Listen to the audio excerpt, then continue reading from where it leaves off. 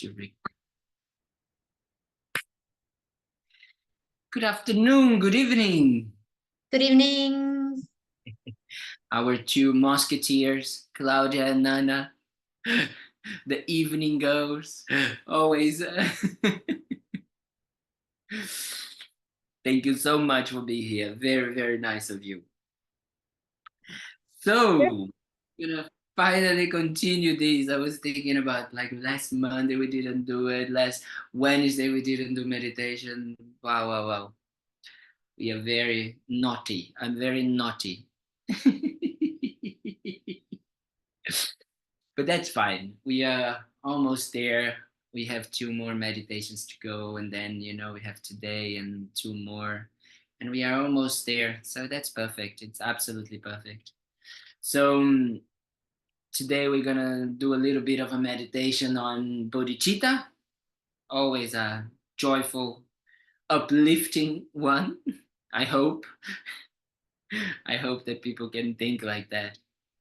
Because bodhicitta is really a very revolutionary way of thinking if you think about it. Because I'm here in New York, because tomorrow we have the long life puja for His Holiness, and everything here says being dependent, think about yourself, your needs. You have so many choices that it's just like overwhelming, the attachments, and like the mind can actually get anything like we want. It's just absolutely. And we really think that this is happiness, right? Just getting whatever we want, whenever we want, however we want, in which size, in which color, in which taste, in which format. It's just wow, wow, wow, wow, wow, wow. And bodhicitta is the opposite of this. The bodhicitta means, okay, so we don't buy anything. It means that then we give away everything. No, not like that. This is like fake bodhicitta, and bodhicitta without wisdom. True bodhicitta comes with wisdom. True bodhicitta comes with understanding that actually, when we are looking for all of these choices, the sense choices, all of these beautiful things to wear, to buy, to taste, to drink, to amuse ourselves. We are looking for happiness. But actually, we are getting satisfaction. Very, very, very, very short and very, if I can say, a very type of almost like suffering type of a satisfaction, because it stays and then it immediately already starts to become suffering, you know? So we finish eating, we immediately start creating the causes to be hungry again. We have an amusement and we immediately start wanting to have something else. It's just that. And then bodhicitta comes with the idea that, okay, if you actually want happiness, if you want lasting happiness, not this that goes away and then transforms into suffering, but never transforms into suffering, never becomes the cause of suffering, but actually becomes a lasting peace, a lasting joy, a lasting compassion, love, kindness, all of it, like completely, just continuously. If you want that, then bodhicitta is the mindset that you need to develop. Because all of these that we want, this type of happiness, this long lasting happiness, it's an inner mental state. Is not going to be able to be satisfied and to be actually done and to be accomplished and to be bought and to be made and to be, in any way outside. There's no way. So first, bodhicitta then is already revolutionary because it makes us go inside to look for this happiness. So that is already something, to be honest, that if people can just do that, just think about looking for happiness inside, wow, that is already incredible. the world already would have a huge change. Huge, huge, huge. And that would be already incredible, to have these possibilities of people doing that for themselves. But bodhicitta goes a little bit even beyond that. Bodhicitta makes us not only think about our own happiness, but through understanding and observing the just the short type of happiness that we want, the short pleasures that we were talking about before, just to have that. How do we get this? Due to the kindness of others, our interdependence of others, right? That's easy to know. If you want to make a pizza, anything that you would like to buy, either you go and buy the pizza already made, so then it's very easy to see that there is an interdependence of someone making the pizza for you and maybe delivering for you and all of that. But maybe, you are kind of like, you want to do it yourself. You buy the flour, you do this, you put everything. So all of these ingredients as well, it does feel that we are doing it, that sense of independence. Oh no, I make my own pizza. Well, you did, definitely. That final part of assembling together all of those ingredients and making it in that shape and idea with tomato sauce, with cheese and all of these things. Yes, then we have the basis to call it pizza. And then you made, yes, a pizza. But all of these was due to the causes and conditions coming together, which has involved thousands of people and beings. Thousands. So if you think about it, then not only looking for the happiness within, but we start to observe that all of these people that have been so kind to us, they are also looking for the same type of happiness that we want. And when they are being so kind to us, they are also wanting to achieve that type of happiness. So when they are kind of like delivering us the pizza, when they are cooking the pizza, when they are doing that, they are doing because what? They don't have any other option. No, that's how sometimes we think. That is the self-cherishing mind that thinks, oh, but I'm paying and they are working. They need to work. They're just doing their jobs, right? Yeah, they could be doing something else instead of doing that. And if nobody was going to, plant wheat, then we would not have flour. So yes, some people are doing it. Many people, everybody is doing because of their jobs, but their jobs is because they want also to be happy. They want to find that type of satisfaction, small, short satisfaction that we want, even though they want the long-term happiness. When they are doing their jobs in order to plant the wheat so we can have flour to make pizza, they are also wanting just the short-term type of happiness, the short pleasures, because they don't know about the inner type of happiness, as I said. So when they are doing that, in some ways, they're also looking for what we call instant temporary happiness. So they are just like us. Nothing different, nothing. So if we start to think like that, every single person in this world is just doing kindness towards us, even if we are getting involved directly with them or not. We have people like maybe in offices deciding, about passports and documents and things like that, that we think it is totally nothing to do with us. It's totally related to us. We can only travel because that's the way that people actually travel, with passports. Do you understand? Everything is involving us. Everything.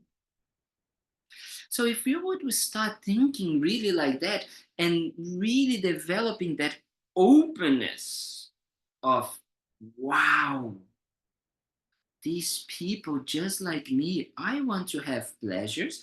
But now that I started a Buddhist path and this path that goes inside, I also want a long-lasting, peaceful, and completely full of qualities type of happiness. I want both. So I have the knowledge of these one. I have the knowledge of both of them. But most people just have knowledge of this one, the very short, temporary one. Therefore, our understanding that for us to have this and to have that as well, we need others. Then we start to develop this incredible compassion, this incredible, really understanding of wanting to help others to also get this one, to also get a long lasting happiness. Because if they do that, then there's no more suffering for them and for us. Then they can be happy doing whatever they are doing, and everybody is going to be happy. There's no more suffering, there's more wars, there's no more discussions, disputes, no more sickness, no more like even natural disasters. Because all of that comes by people just wanting the temporary pleasures and thinking that this is happiness, and just wanting for themselves alone, right? We call the greedy mind, the mind that grasps and wants, and that is this mindset. So that is very important for us to observe, very, very important. And if you think about that, then, oh yes, then compassion, which is, I don't want them to suffer like this because I know that this mind here creates suffering. And because they cannot see the interdependence for them to have these, they cannot think about others. So they also make other people suffer, right? So that is very profound if we really observe in this clear way. And then compassion arises with this wish to want others to be free from this suffering minded. But at the same time, as we meditated in compassion and we meditated on love, love wants them to have this long lasting peaceful happiness. So the union of these, together with the union of joy and the union of equanimity, seeing everybody the same, we create the great compassion and the great resolve, as we call, which is that now that I know that this is the way that my mind works, that I want this, and I'm suffering with these small little pleasures, and I want the long lasting, and I can develop and I can achieve this long lasting happiness, then it's my responsibility. That is what it is, the great result. I would take determination, strong determination to take responsibility for you to help sentient beings. I will help them to be free from this, and I will help them to develop that. So this is the second part of bodhicitta. The first is understanding this, that we go inside to get this.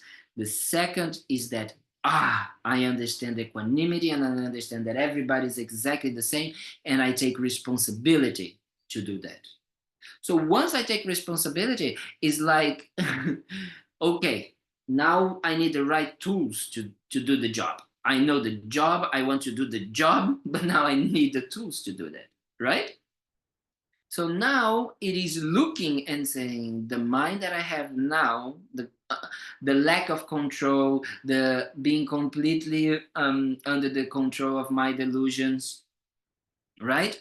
Being completely overwhelmed by my delusions, that if someone says something, I get angry. If I see something that I don't like, I get angry. If I see something that I want, I get attached and I grasp and I want and I get needy, you know?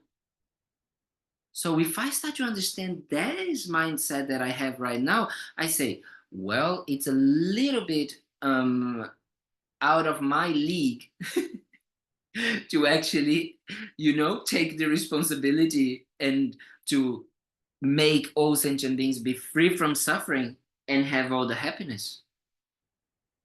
But then, due to the kindness of our teachers, due to the kindness of the Buddha, we can see there is a way. There is a way to do that. So the Buddhist path says the way is that if you transform yourself, you work on your mind, you do your inner work, and you become a Buddha. So what it means that you become enlightened. And what it means that you achieve Buddhahood. All of these words the same. And they mean that, wow, you are able to completely eliminate this suffering, this grasping, greedy, needy mind. So the delusions don't appear anymore. And we also purify all of those seeds that we created in the past that would ripen in the future with more disillusion and more problems and more suffering. So we stop now, so we stop creating new seeds, but we also burn, eliminate all of the past negative seeds. So in this way, there is no more suffering now, there's no more suffering in the future. And not only that, that is one of the parts of the Buddha, of being enlightened, with being Sangye Buddha in Tibetan, San, which means purified, cleaned, completely eliminated. All of that. But this is the first part, but there's a second part, which is we also develop all the good qualities. Gye means full of the good qualities.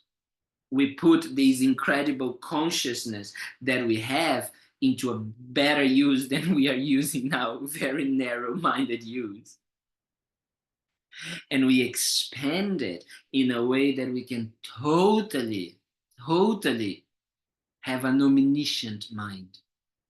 A mind that uses its ability, its nature, its qualities to help others to achieve the same enlightened state.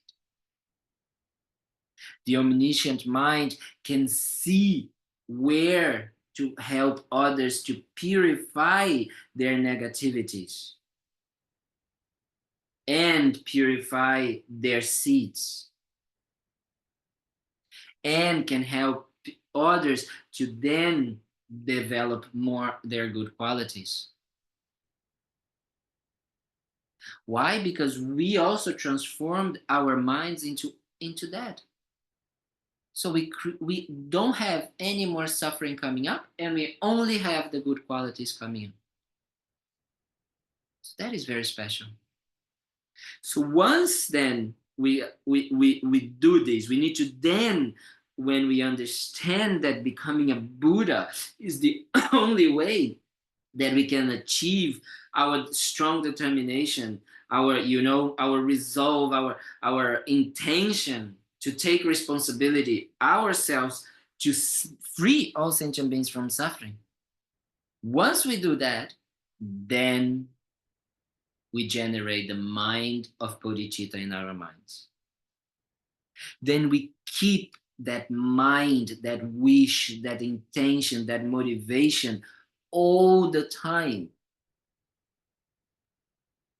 It means that bodhicitta is, I want to achieve enlightenment because I understand that this is the best equipped mindset that I can have to work for benefiting others. And for that, I need to do my own job. I need to achieve enlightenment first, so I can bring all these sentient beings to enlightenment as well. Make sense? Yes? Bodhicitta is that type of mindset, and we need to really make it understand and clear why it's so revolutionary. So the first point, as I said, is revolutionary because it first goes inside. That is already a revolution by itself. Second, because it looks and it makes it everybody the same, and it starts to want to develop compassion and kindness and love towards others, but comes with humility, and then understanding that yes, I want to take responsibility, the great responsibility, but I don't have the tools now, so I need to perfect myself first. That is very humbling in some ways, because it's not like, oh yes, then I'm just going to help everybody and I'm going to do, and then we burn out because we are not there yet. We think we are there, we try to do things, we kind of like create this idea of, yes, I can give away my stuff, I can talk to everybody, I can do this, and then after the second week you are just like, oh my god, these people, people are very boring, and then my brother, we have this WhatsApp family thing, and then my brother sometimes puts these things like about, I'm done with the world, I only want to have a dog or something like this, I only communicate with dogs or animals now, I'm done with people, something like this, very funny. I'd say that these is burned out people that wanted to, help, but they say no. Human beings are too complicated. I only want, like, pets in my life, because he wants to get a dog, and I say yes, very good. I think it's gonna be very good. So that is what it is, you kind of like, you start to get aversion to sentient beings instead of the opposite of compassion, wanting them closer, wanting them to actually, help them. And sentient beings are so special, not only in the temporary satisfaction, but they are so important for us to actually achieve enlightenment. Lama Zopa Rinpoche used to say that sentient beings are most important than everything. Why? Because without them, we can't practice Dharma.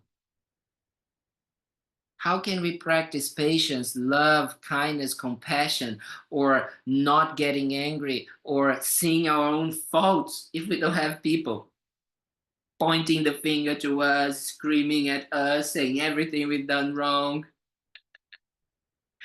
Sentient beings are so kind. The dogs cannot that. The dogs just stay there, you know. That is very easy. Then, if you want easy and relaxation, then go to the beach, go to massage, go to, I don't even know if watching Netflix is actually relaxing, because you have so many options that I feel that just choosing something to watch is stressful. I was visiting my friends, and they were like, oh, let's watch this and let's watch that. And I was just like lost with so many options we have. So, it's not about that. It's not about kind of like avoiding being triggered, avoiding, pain, avoiding, sentient beings pointing the fingers and showing our mistakes. It's not about that. Not at all. Quite the opposite. These beings, as we say, most precious, especially those that get angry at us, that, like, did wrong things to us, that makes our lives horrible. Best teachers, because through them we are able to see our own faults and our own limitations, which is exactly what we are trying to go beyond. Is exactly what we want to develop in order to perfect our mind. Yes, makes sense? Okay, so that's what we're going to meditate today. We're going to try to meditate on this, developing this great intention, really,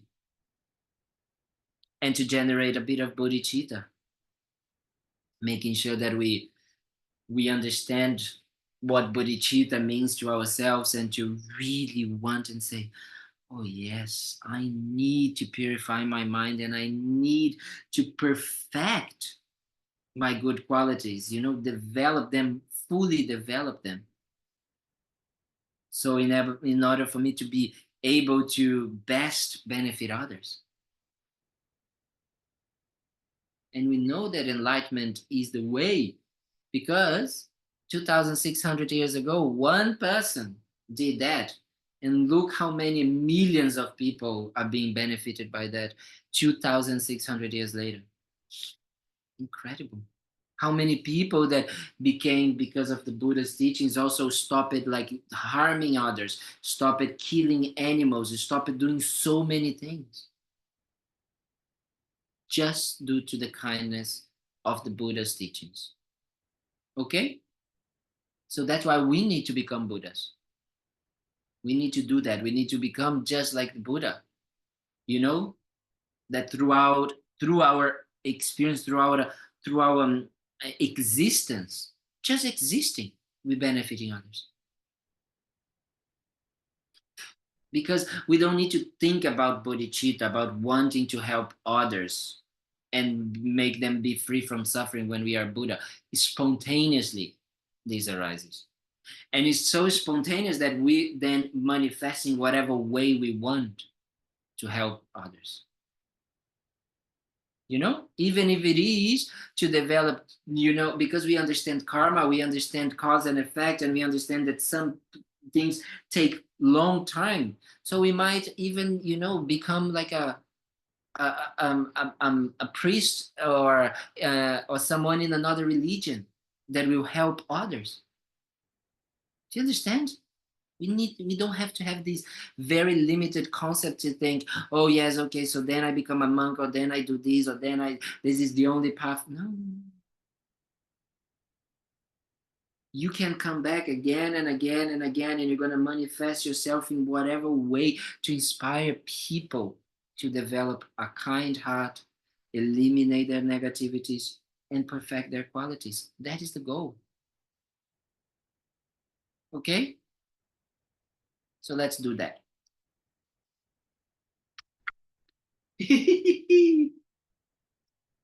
Enough of blah blah blah, and let's meditate. Good, we have at least half an hour to meditate today. Okay. No, this thing is too close to my face. Feel very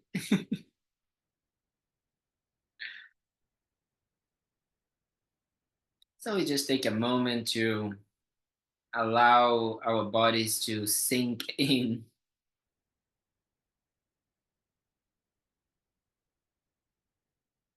I always feel that when we actually develop a good practice of sitting, it's almost like we have this presence that is a mix of very peaceful and softness, but also very stable and like there is a presence, let's say like that, like a mountain. Once when I first met His Holiness the Karmapa, I remember feeling that he looked so big. He was sitting on a throne and he looked so big, so stable, but also very kind and soft. And that's what we want. That's what we can develop.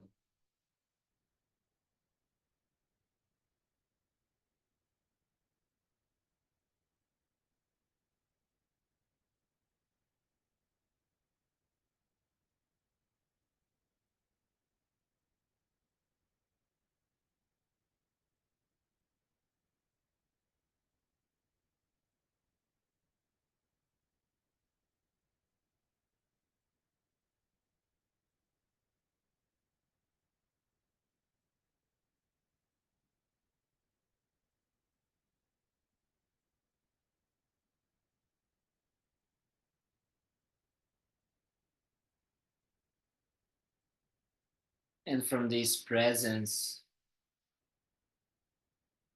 this stability, this softness, we can start checking our mind as well. If we are being soft, kind, with our thoughts, emotions, feelings.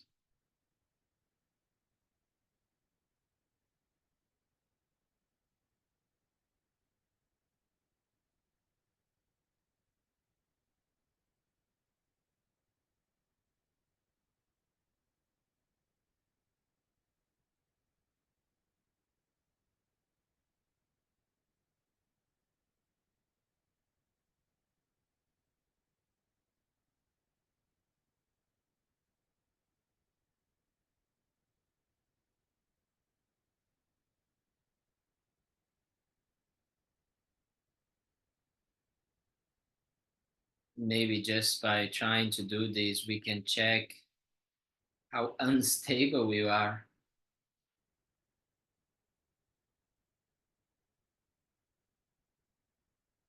how maybe not as soft as we think we are,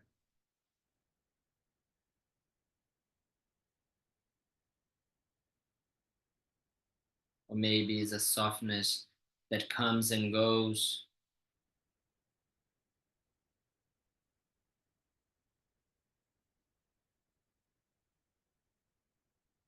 And this is exactly what we are trying to stop.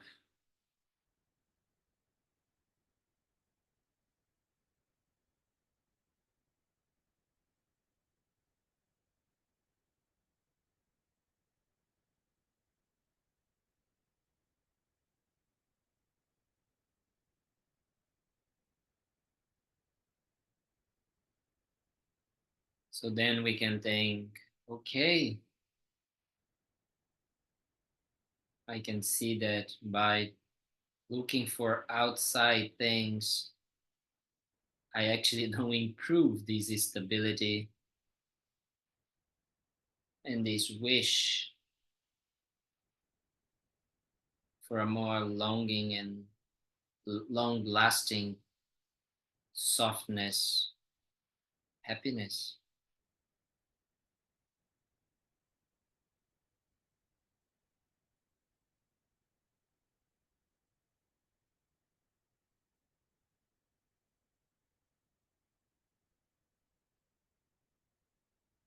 I just, we can just observe that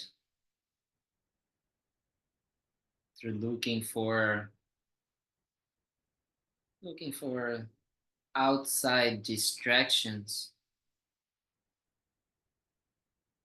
beautiful things to see, nice things to eat, to taste, to smell, to touch, to listen to.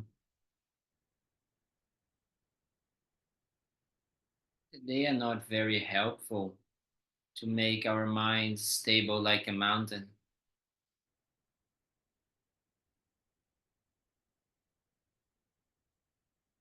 But right now we have developed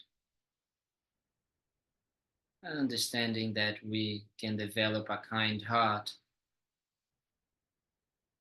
can develop this softness and this stability within ourselves, from within, not needing anything outside.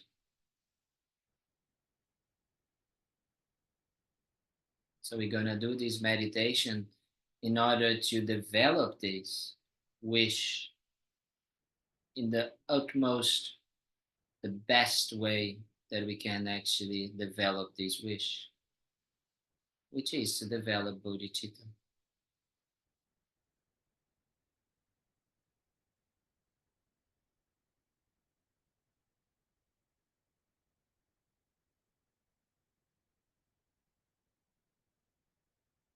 So with that intention, we can start bringing our attention to our breath.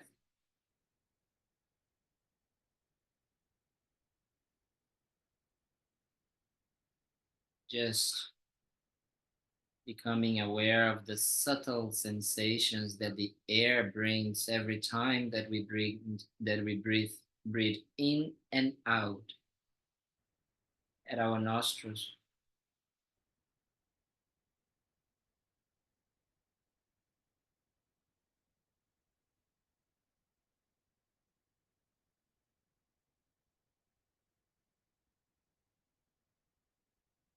So we try to keep this attention, this focus, this mindfulness of these sensations.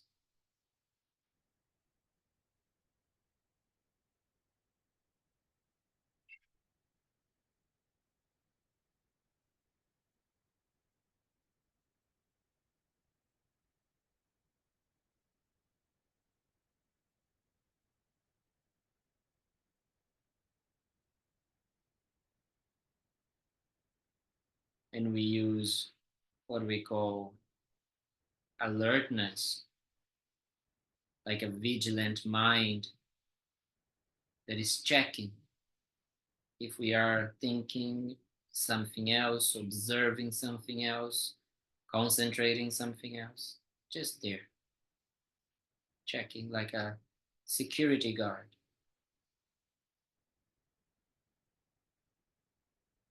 And once the alertness spots that we have been completely away from the concentration on our breath, with mindfulness, remembrancing, we just bring it back.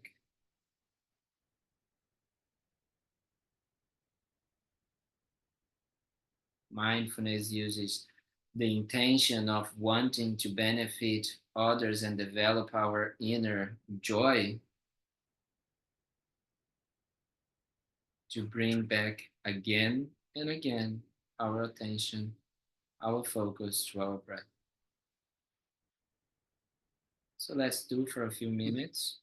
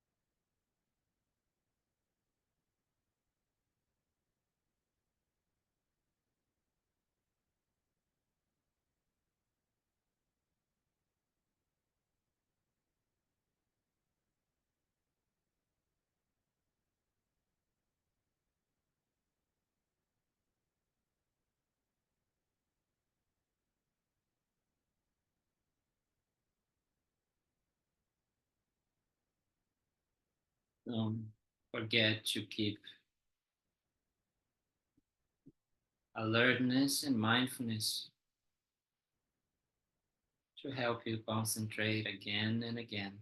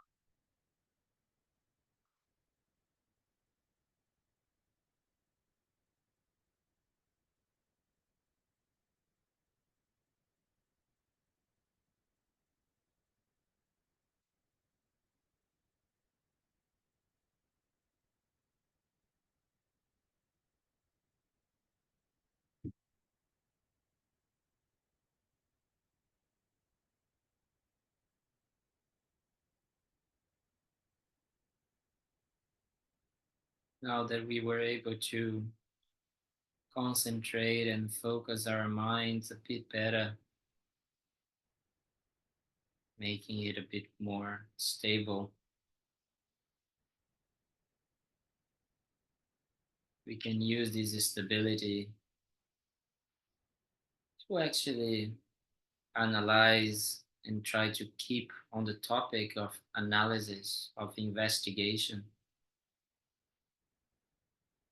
And when we have a conclusion out of our investigation, we can use this concentration to stay with that insight, with that conclusion. And the stronger it is our understanding, our investigation, our reasoning, stronger will be our insight. And with concentration, the more we keep it in our minds, the more our minds transform. The more it becomes automatic and second nature, because they are based in our own experience.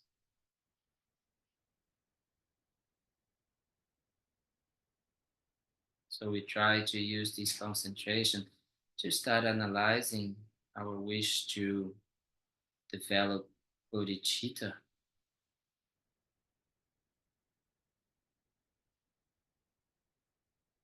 And we can start by being aware of our current situation.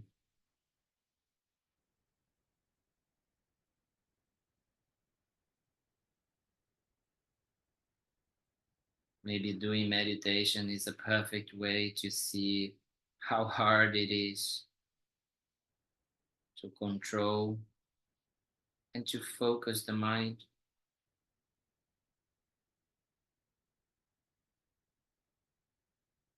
It's easy as well to observe how much we lose our time thinking about other things that will bring us only a very temporary type of happiness.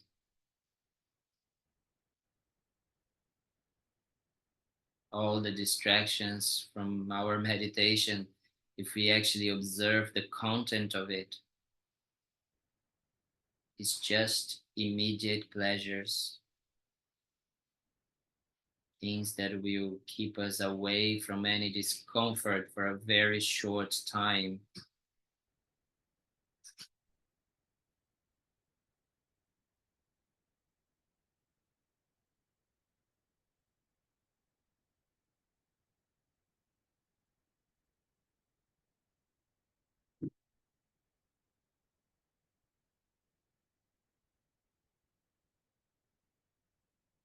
Try to check if this is true for a few minutes.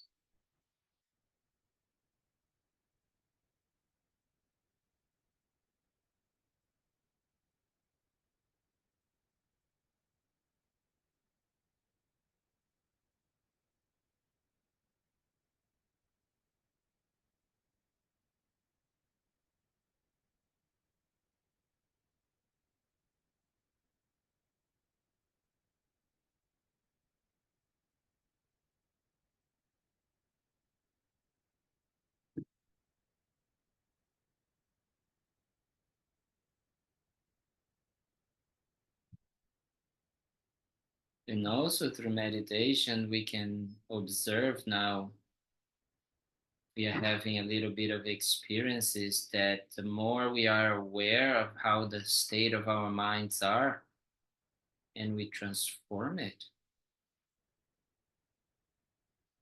the more we actually let it go of our chasing, of us chasing this temporary happiness. We can see that this brings us freedom and therefore happiness, an inner type of happiness.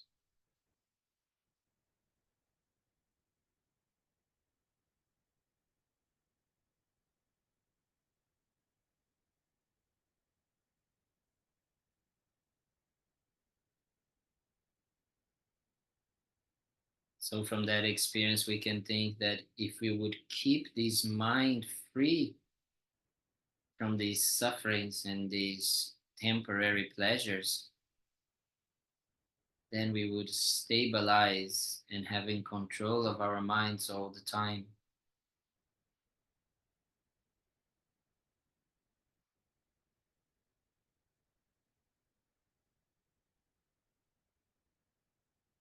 And that would be incredible already.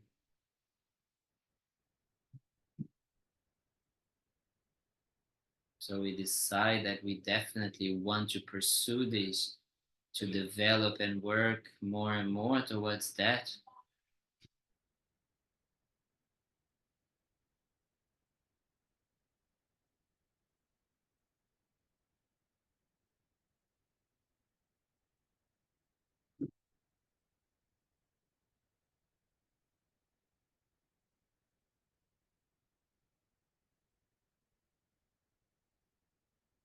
And if we think about it, then to have that,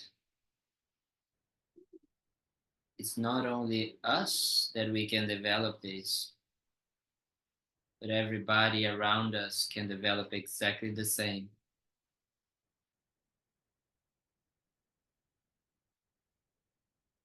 People have no idea about it. They are completely blinded by thinking and pursuing temporary happiness, thinking it is the real and one and only type of happiness.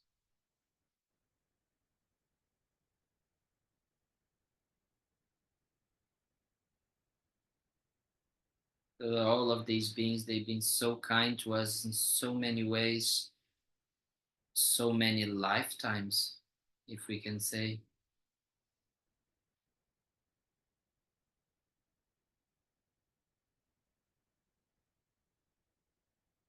Everything that we have that made us arrive here, right here, and right now is due to the kindness of thousands and hundreds of thousands of sentient beings.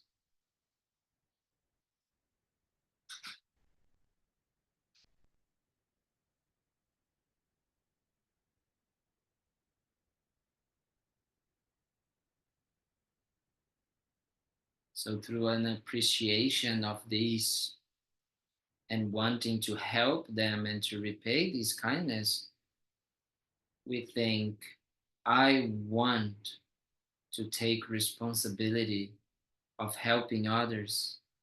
Just like for me, I want to eliminate my lasting type of happiness as being the causes of my only happiness.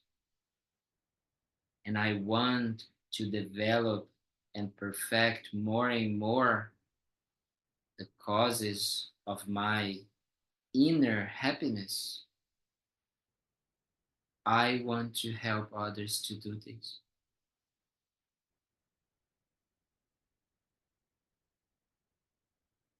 So I take responsibility. I will do that.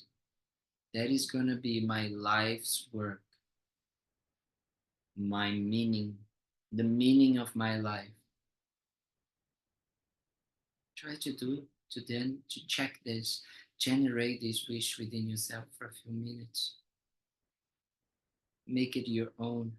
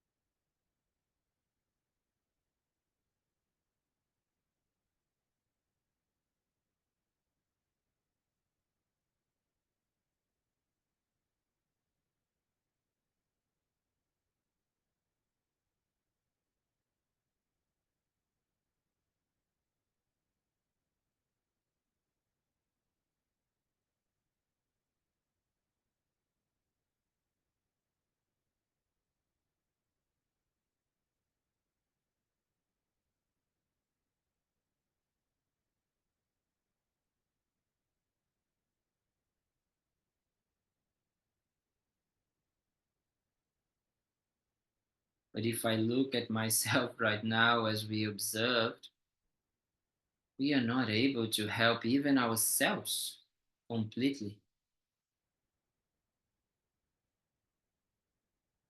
The tools we have are a little bit weak.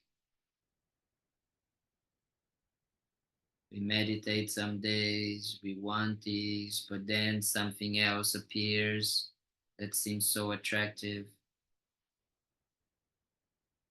We actually ended up making just things a little bit more comfortable.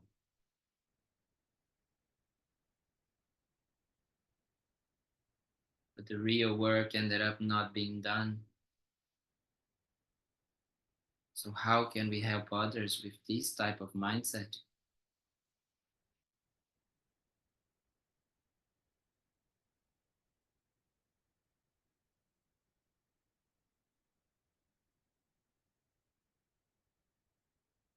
So with that in mind,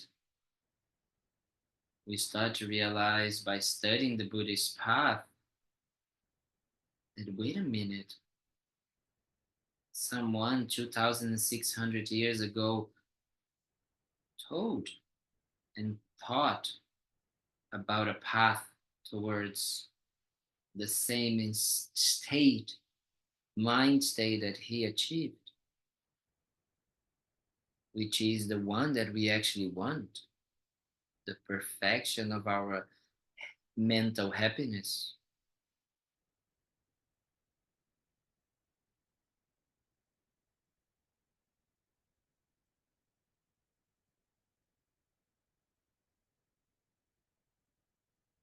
Buddhahood, enlightenment.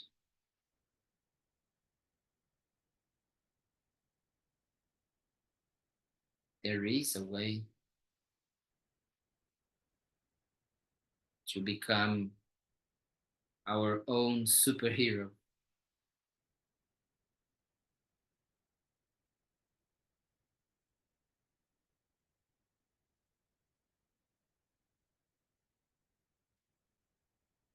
So, for a few moments, try to really develop that understanding that Buddhahood, it is possible and it is what you want. A mind completely free from the delusions and that has fully developed all the good qualities, that has an omniscient mind that can see what is better to all sentient beings. Think about it for a few moments.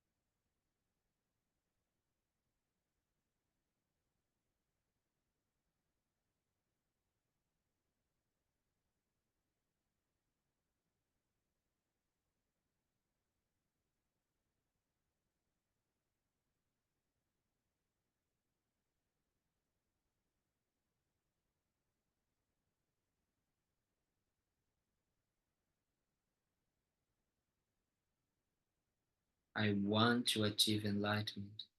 You really need to want this. You can achieve enlightenment. It's going to take work, yes. It's going to be difficult, yes. It's going to need a lot of time and a lot of efforts, yes, like anything else. But step by step, slowly, slowly, we get there. And the results are far beyond anything we can imagine.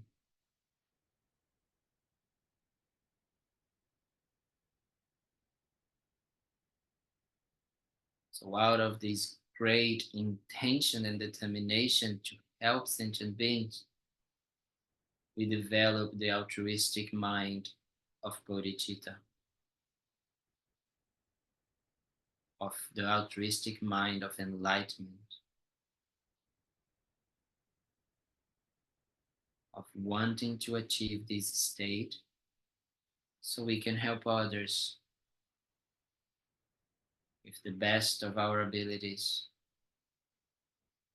with the perfection of our qualities, with the perfection of manifesting whatever way it is needed,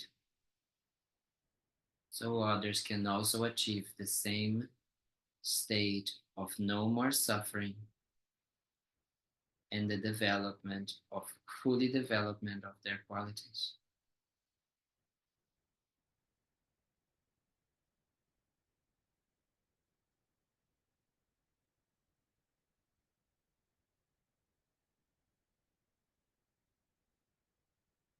So in this way, we can conclude that bodhicitta is the most supreme and the most incredible mindset that we can actually generate.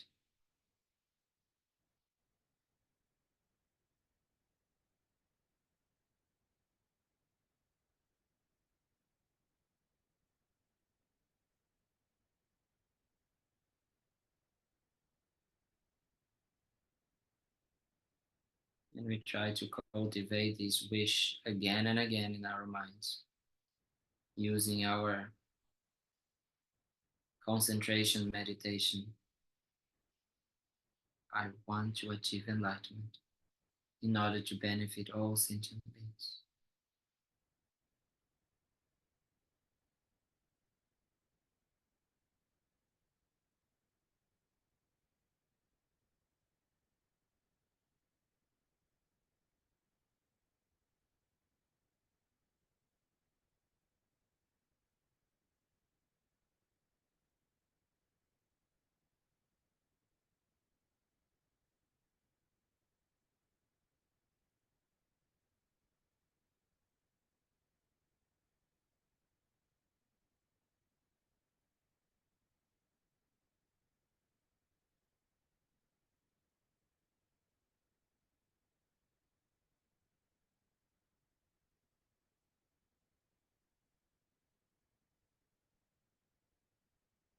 So we can dedicate that all of these efforts and energy that we used throughout our lives,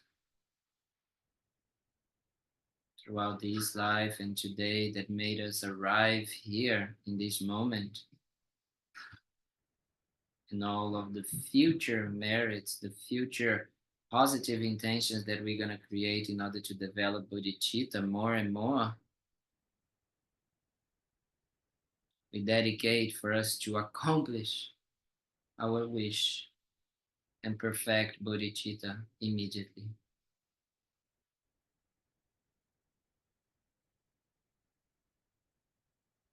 That our enlightenment may be the causes of the enlightenment of all sentient beings.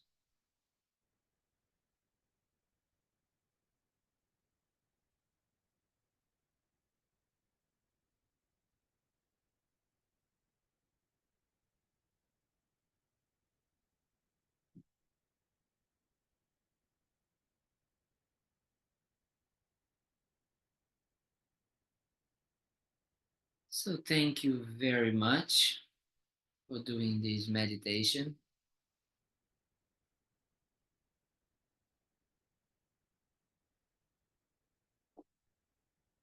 I honestly feel that there's nothing more important and better in our lives than bodhicitta. It's just that everything becomes easy when we have bodhicitta. All decision makings, all problems, everything becomes easy. We know what to do. It guides us. It's very special. Very, very special. So I see you in an hour for those that come for the Spanish, but please don't come. Claudia and Nana, go to sleep, okay? Go to sleep. And I see you tomorrow. We don't have class at Thursday because I'm gonna be flying back to Florida, so I can't. Unfortunately, I can't make it. But I see you Sunday for the puja. We're gonna screen the puja. We're not gonna have teachings, but we're gonna screen the puja with Geshe-la and me doing blah blah blah. Okay. But next week we are fully on. Oh yeah, and tomorrow morning I'll send you the meditation, okay, on the link. Thank you very much. Thank you. Enjoy the puja tomorrow. Thank you. Thank you. Thank you. Thank you, everyone. See you in an hour. Tomorrow make strong prayers for the Dalai Lama's long life, if you remember. Okay. Yes. Yes. Thank you. Thank you. Thank you. Venerable, can I speak with you?